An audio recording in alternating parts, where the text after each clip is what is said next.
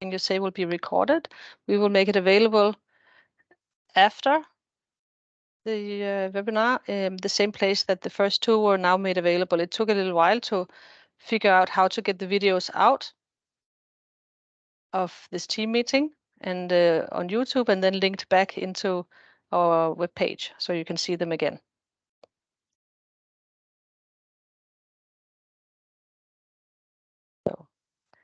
So Lisa, finally it is in the website, yeah? Yes. First and second webinar. Yeah, okay. I will. Thank you. So it's now a little past 1 o'clock. We will try to be less than an hour. I don't mind people interrupting because I have a bad habit of interrupting people myself. So jump in or write in the chat, and I will keep an eye on the chat, and I will also answer your questions as we progress. This is the third webinar. The first two are available now on our webpage, and this one is being recorded too. And this focus of this webinar is how to use the call portal, because you will need it to make your application, but it also answers a lot of questions, and sometimes it raises questions. The link, when you can follow the link from the web page, but if you want to find it directly, it's funding.norforsk.org, and it's a HTTPS link and not a www link.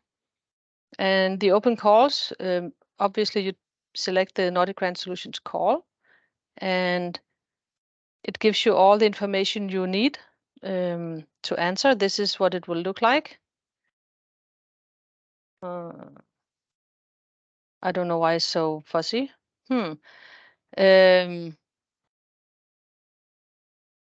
But basically on the left side, you will see the entire call text with links.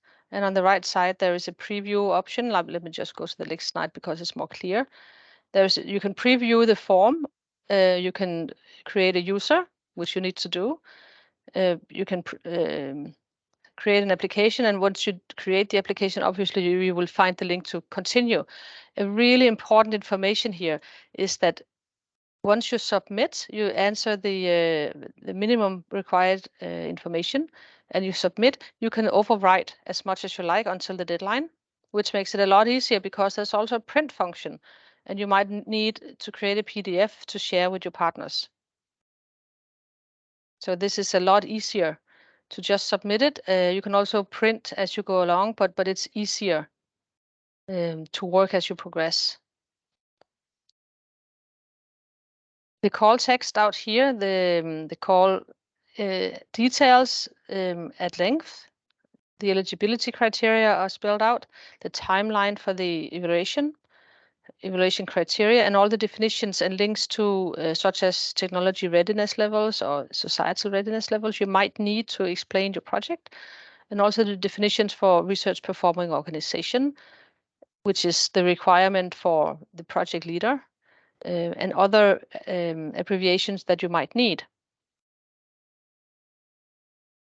The first page you meet when you log in is the title page. You need to create a title for your application. It's really good advice to choose a good title. The long title has, you write first, try to not make it very technical, but more describe what is the purpose, the aim of the project. And a good acronym is half the battle, especially if it's also it's easy to identify what it means once you read the proposal. The evaluators read the proposal, it's like, oh yeah, the acronym makes sense. It's a lot easier to debate a good project like that. You might also take the time to Google if the acronym is already in use for something bigger or something different. Because like DREAM is a nice acronym, but I think it's been used like 4 times in the last 10 years. So you might want to look for something that isn't overused. That would be good advice. One thing, all the questions are relevant and will count towards your score. The little red asterisk means that this question must be answered. But of course, you decide the quality of what the answer will be. There's a short guide to help you what makes this question different from other questions. There's a lot of formatting tools making it easier to write how you want it to be to look like. to highlight important sentences and such. And there is a maximum number of characters which counts upwards until the maximum. You don't have to use all the space, but sometimes you need space to explain something. So we put a lot of space. It's not recommended to use all of the space because that would be a very long proposal. And sometimes more precise wording is a lot better. We also have to consider that the project consortium should show that they are able to communicate, which of course you do already here in the proposal stage.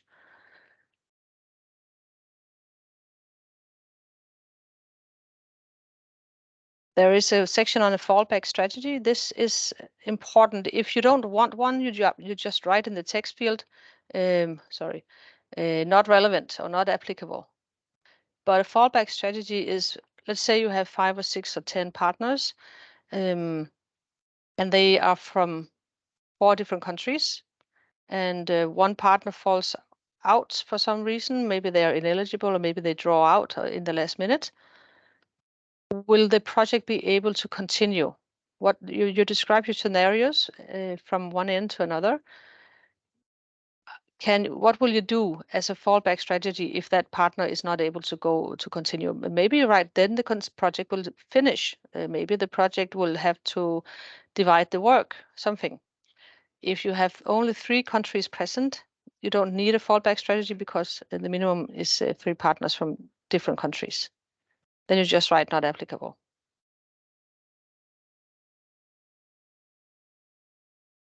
When you get to the budget section, there are budget guidelines, which also answers a lot of budget questions, and more questions is being added every week to the Q&A section of the webpage, which is this link here, to take you directly to the frequently asked questions page. It says here all salaries should be calculated in gross and include social security costs and other costs. It goes on to say that you don't have a fixed rate.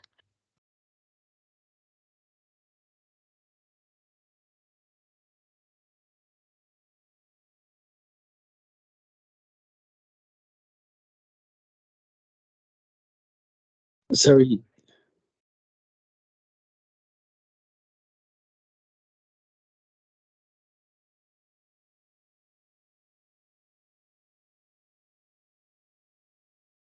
Not able to hear. There is no audio. There is no audio.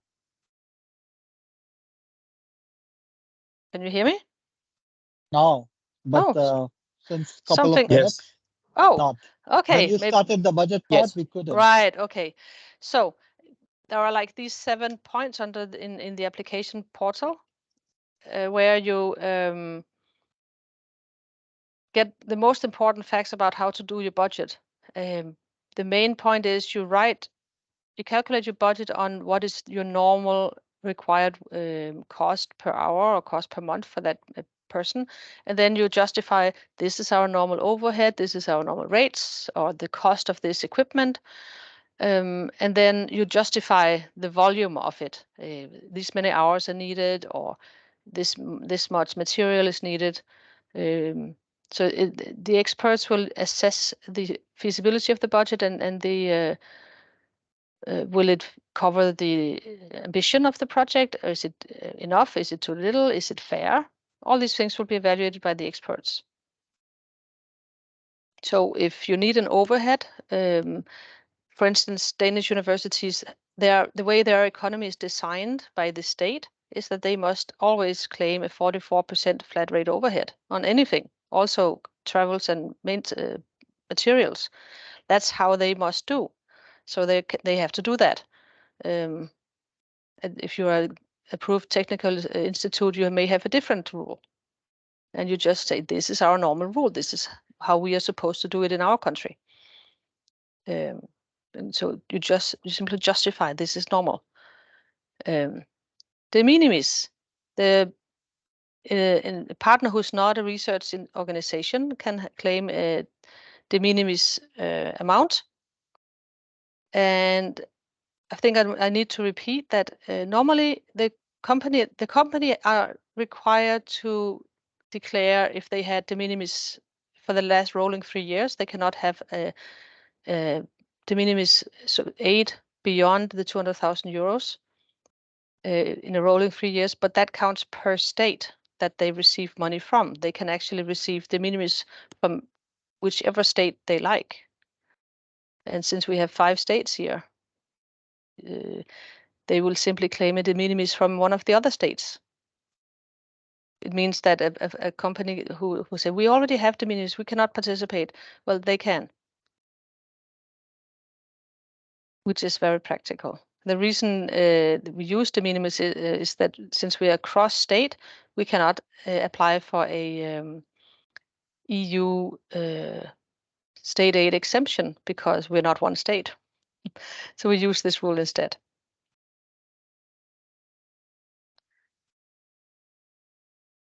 Don't miss the details. Letters of commitment are very important. Every single partner. You have a question in the chat. All partners should be required to register. Yes, in this portal, one of the first things you do is you register every single partner. Who has the hand up? Sundra? Yeah. I just wanted to ask regarding the timeline. Yes. You mentioned it was 3 years, but if you look at the dates mentioned, it's actually less than that. Like it's somewhere around 31 months. So that's a bit less than like 2nd May 24 to you have to finish by. Yeah, oh, that's like because that's the latest starting date, 2nd of May. If you start in January, you get 3 years. Okay, so we have the flexibility to start early also. Okay. Oh, definitely, but you're not allowed to start later. You have to get started. That's the point. Yes. Thanks. Good question. Thank you. Is there a requirement that all partners? Sorry, Alessandro. Yes. Yeah. Okay, I think there's someone else that is probably want to ask a question before me. Yeah, I mean, go ahead. Just go ahead. Yeah. Alessandro, go ahead. Yeah. Okay. So I wanted to ask you about this financing here. So I can see that there is a self-financing minimum of 10%. Yes. So does this apply for both universities and companies, or for companies it's a bit different? Because usually in Denmark these values are a bit different for research institute and companies, but here it looks like it's the same, right? It's a flat rate on the total sum. You decide in your consortium who pays the 10%.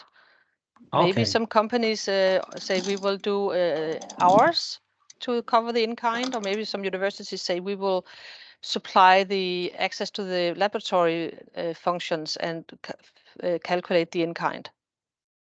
Okay. So actually it's possible to ask also for, I mean, a single institute could ask for 100%, yes. And then the other institute could ask for 80% to balance this. Okay. Yes. Thank you.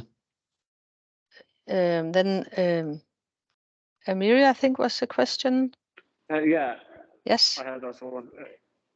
For this 3 years, if we start, for example, in May, should we finish by the end of 2026, or is it 3 years? So it will.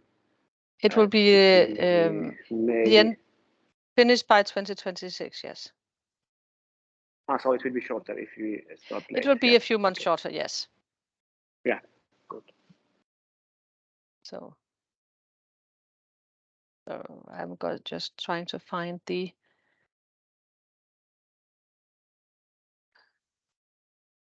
I can't see the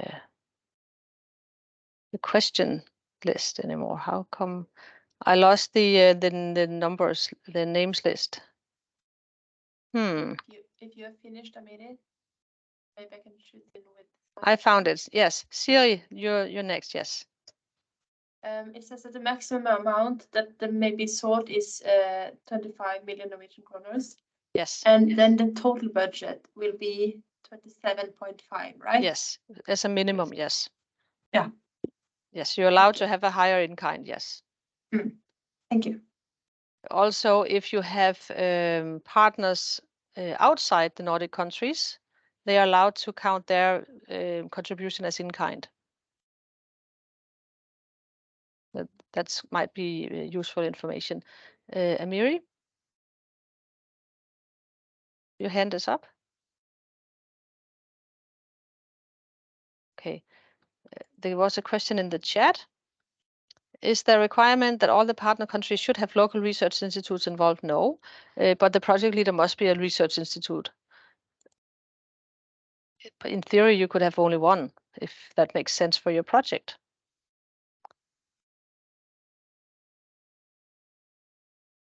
Here in the letters of commitment, it's advised to write what that partner is going to provide, or you don't have to spell it out. We will be in this task, and we will do this task, and we will do this task, but it would be a good place to write, we will provide this type of in-kind contribution, and we value it at 200,000 Norwegian kroner or whatever it is, because we offer half a year of staff effort, and that is calculated to something. You know, to write that in the letter of commitment makes it clear who is providing which in-kind service, and you also, of course, have it in your budget to count it. But it's nice and clear for the evaluators to understand the type of commitment, especially if it's a partner or if it's an observer. Observer in-kind also counts.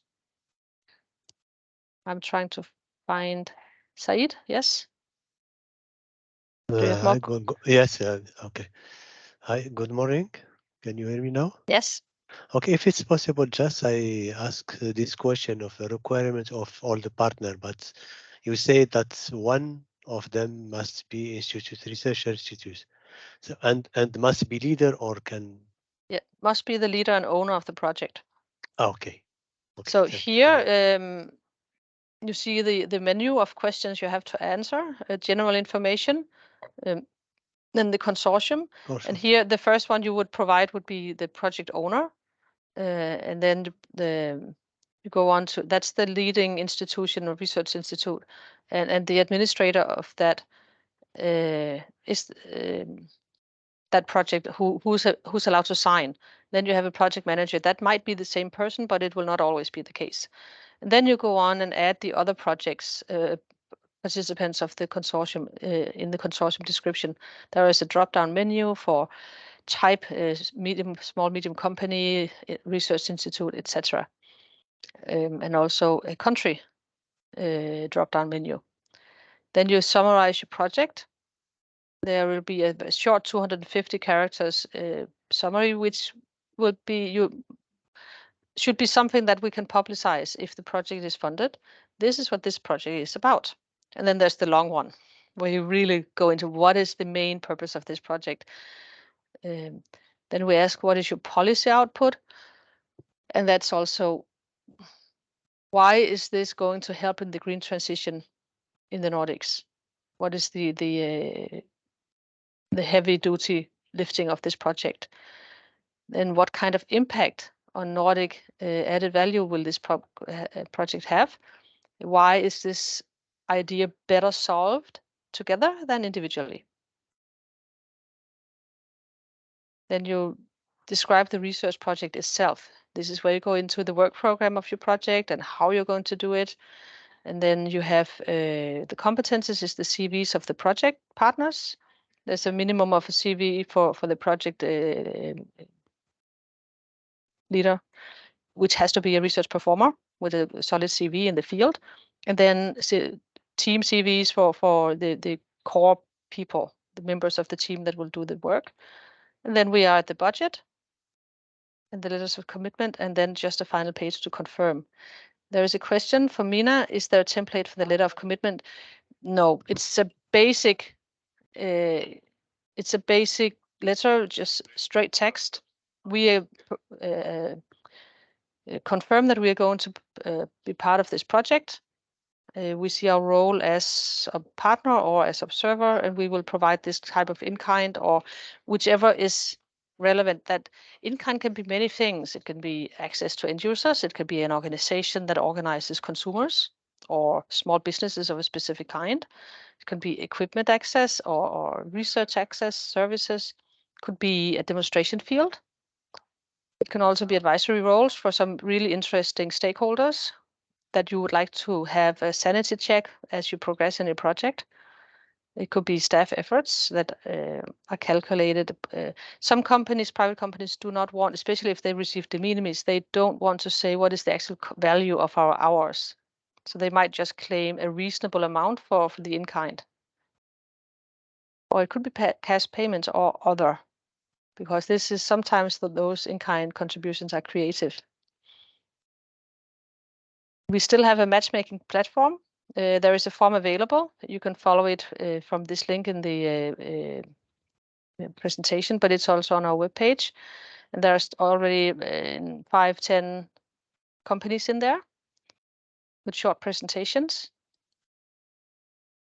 This is a repeat from last webinar about designing the project that you really think the Nordics need. You don't have to use TRL values if they don't fit your proposal. If it makes sense to have a technology progress, then you should probably use the TRL values to make it clear what you're doing, where you're coming from, where you aim to go. Not all projects fit a standard explanation, so you have to fit it to the best.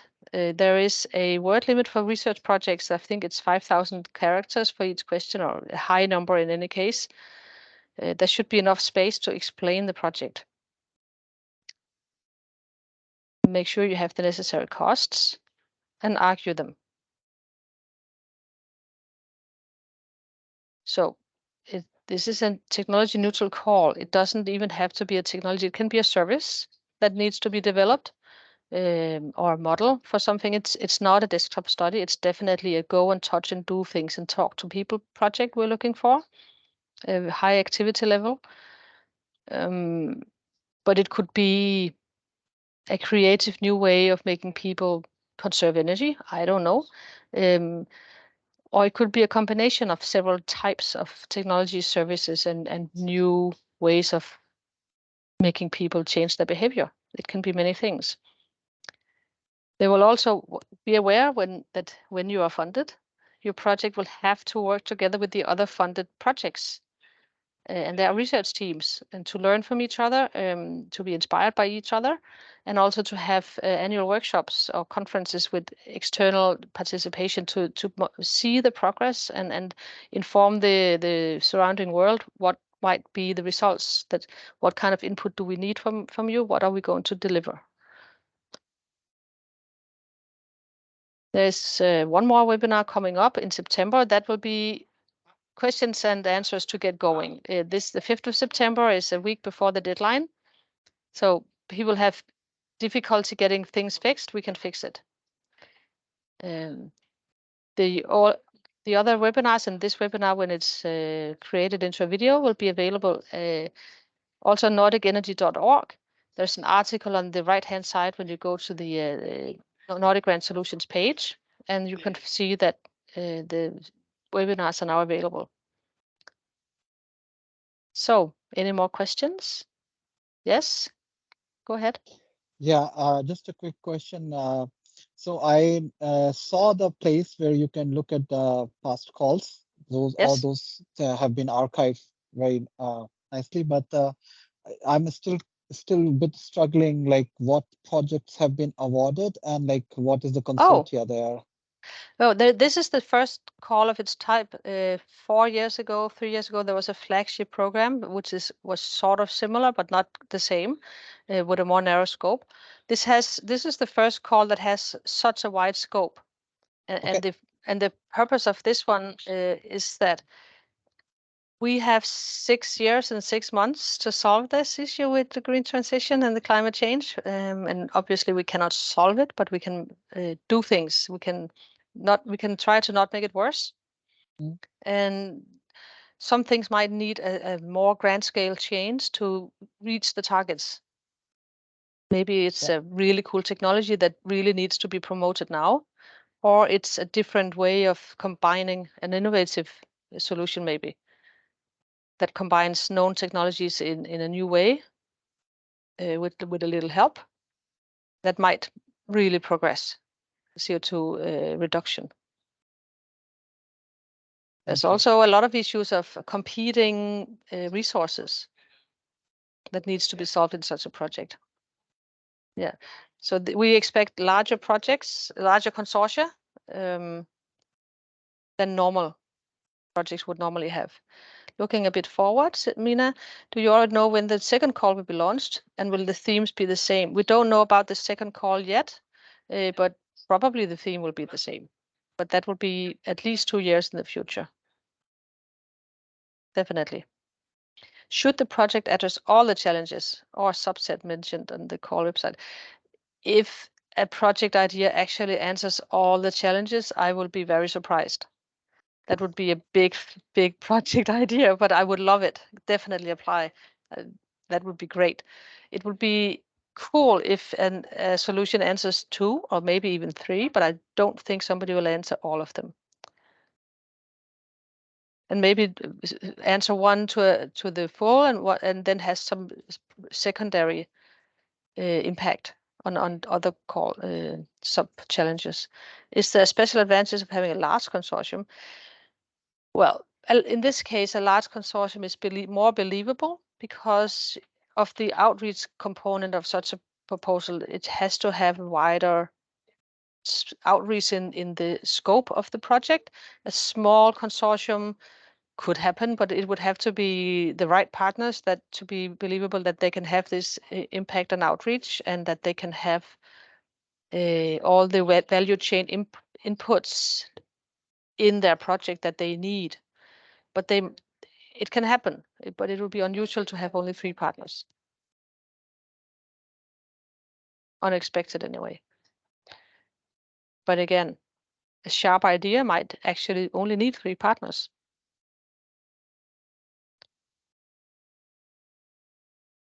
If you write to me or to Kevin, my colleague, by email, we will, if the question is a generic, can be rephrased into a generic question, we do that, and we put it in the Q&A section after we answer you. Of course, we will not put anything that is specific to a project idea. That's not what I mean.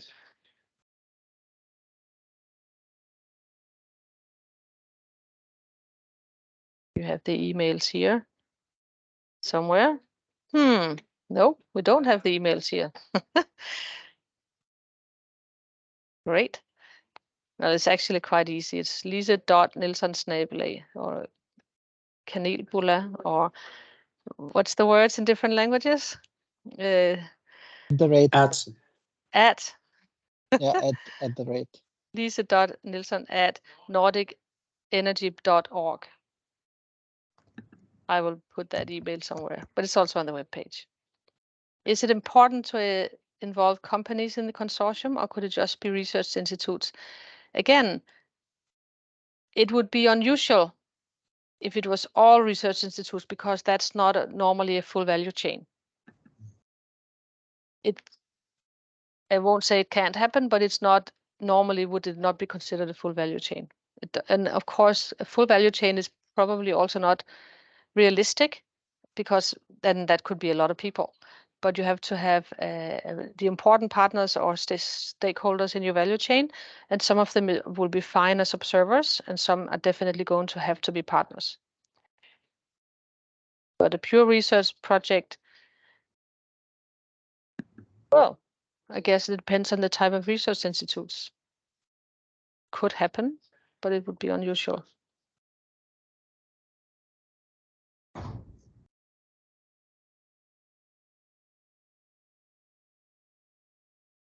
Do I have any more questions? You have a few more minutes before we would stop.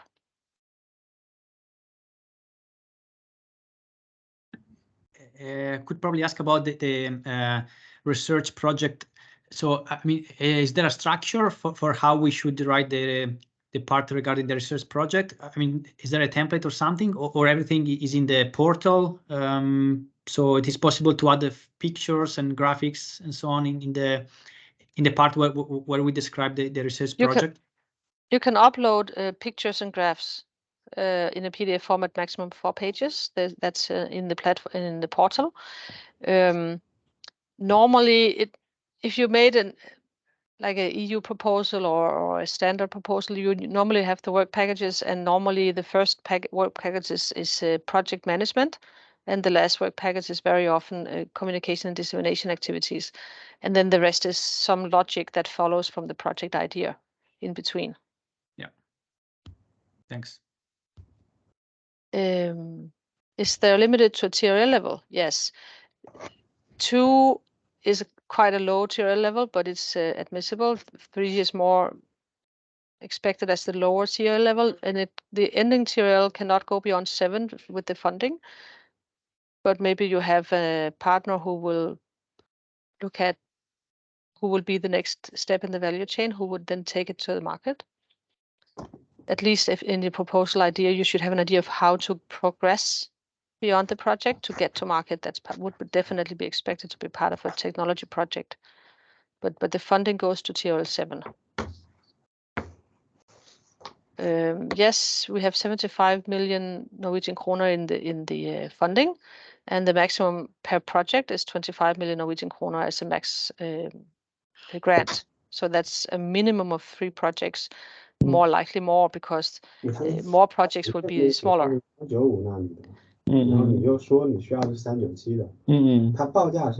Is there a question? Because I hear somebody speaking. 你去 check 那2个波长到底是多少？我记着是395。I hear somebody speaking Chinese, but I don't 不是 understand 395， Chinese. 396那个线是好的。 So we will just mute him because I don't understand Chinese. Any more questions for now? At least I had Yes. one question. We have the limitation and for the project, for the whole project, minimum and maximum.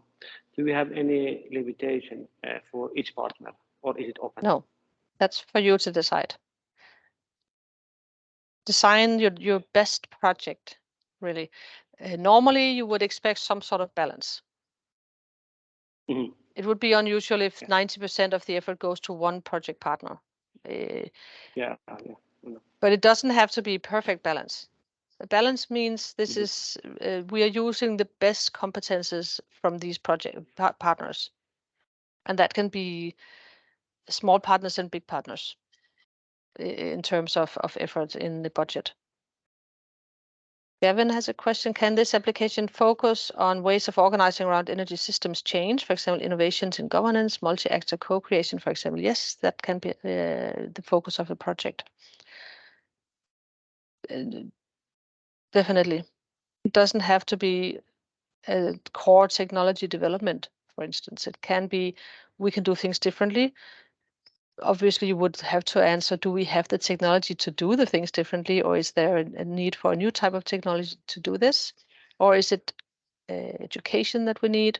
What is it? What would it take to reach this new systems change? That would be necessary to answer in such a project. But yes, that's definitely in the scope.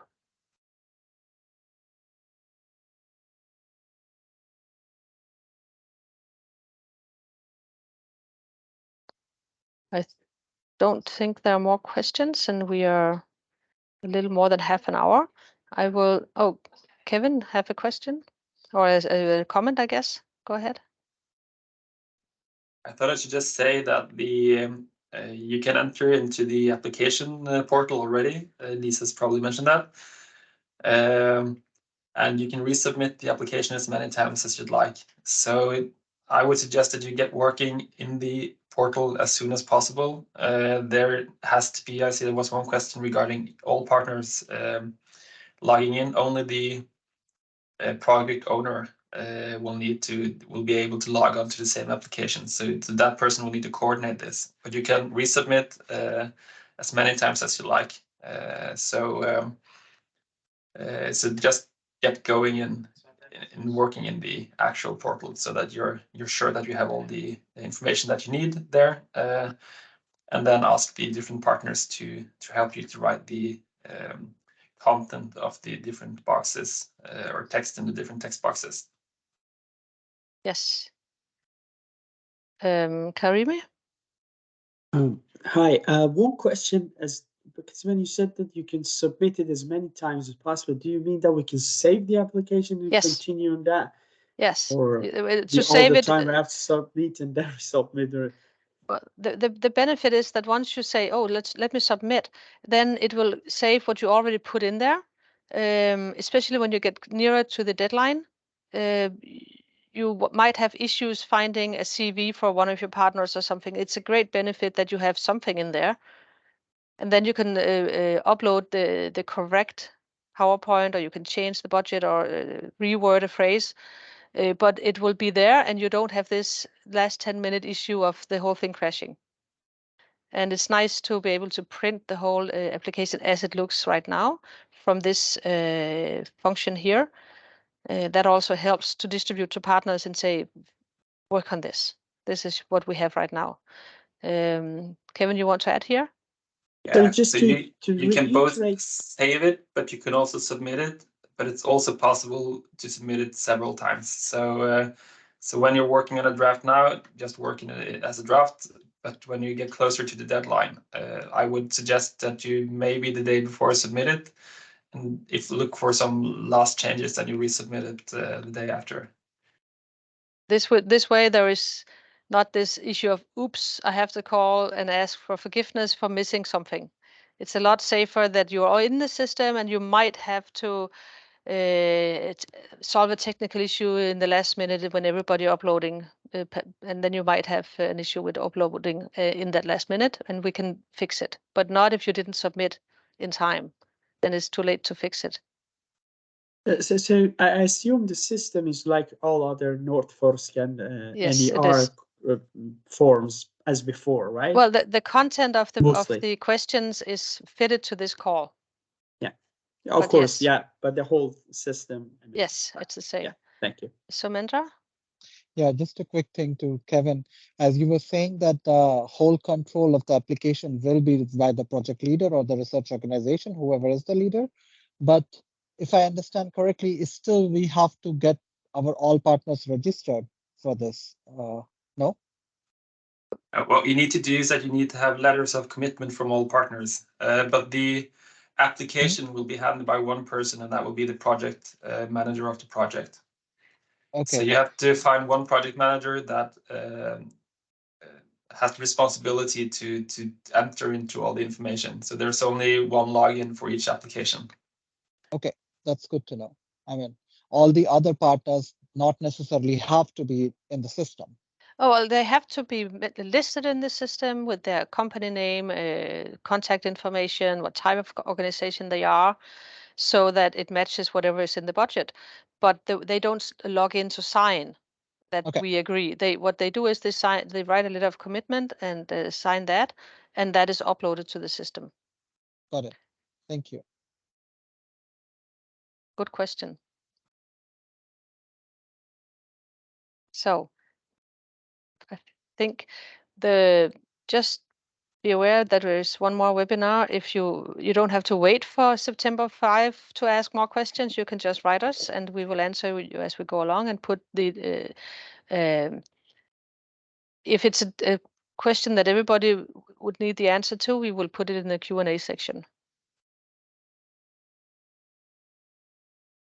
Lisa, one last question. Have you put the matchmaking? Yes. Is it a file in the website or? It's in the website, yes. This PowerPoint will be available after the webinar, and you can follow the links, and you can also look at the nordicenergy.org and then find it in there under the program. Yeah, thank you very much for this. You're welcome. Yeah. Well, it was by popular request on the first webinar, so Kevin made one. Yeah, thank you. I will stop sharing. There's a quick question. Is it to self-identify the participants to partner up with? Yes. You explain shortly who you are, what you are going to do, what you're looking for. So if you're looking for a project to join with your skills, or if you're looking for partners to join your project, you just simply write that. It's keep it short, keep it in an overview so that people have a chance to find. Maybe we should just call and see if we have something in common. You don't have to reveal your idea. Just the field of your idea. would be advised.